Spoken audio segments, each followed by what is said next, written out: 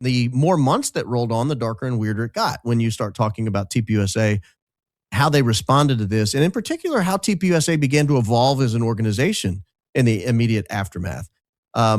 Charlie was clearly articulating one foreign policy position with respect to hostilities with Iran.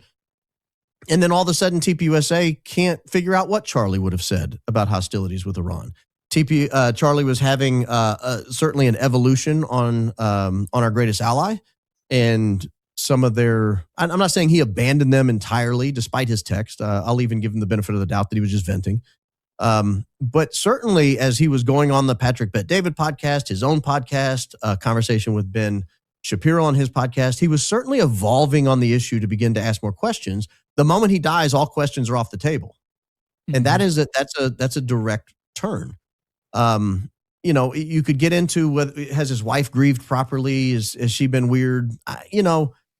It's an interesting topic of discussion, but I'm not sure it's truly informative on the events of September 10th, on whether or not Charlie Kirk was killed by Tyler Robinson or not.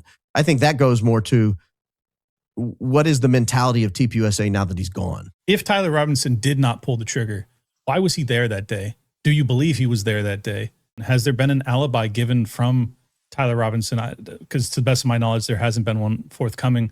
What was he doing? Does anybody have a clue? I think he was there. I think he was in Orem, Utah. Whether or not he was on campus at 12:23 when the Big Bang happened, I don't think has been established. But I do believe he was there. I believe his car was there. And I believe in my heart of hearts, and I have reason to believe this, that he was part of some operation that he was aware of.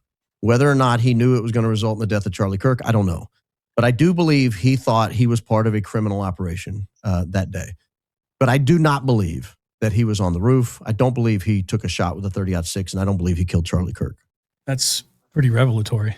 Are you going to be able to unpack that further in the future? Yes. Okay. I don't mean to interrupt you, Clint, but I saw please. your theory the other day, Baron, and I thought it was so compelling when you referenced that Tyler Robinson had been involved in video games, something I don't know a lot about, but that he'd been involved in the video game community. And then you said, picture yourself as this man who's been called into the UVU area, and then he discovers that he's had these text messages that he didn't write. And then what does he do? And he reads the text message and he suddenly realizes Charlie Kirk's died, that he's being set up for the murder. And what does he do next? And he calls the people who he loves and trusts most, calls his parents, and then he turns himself in. I thought that was so compelling and so plausible a theory, which I think is your theory.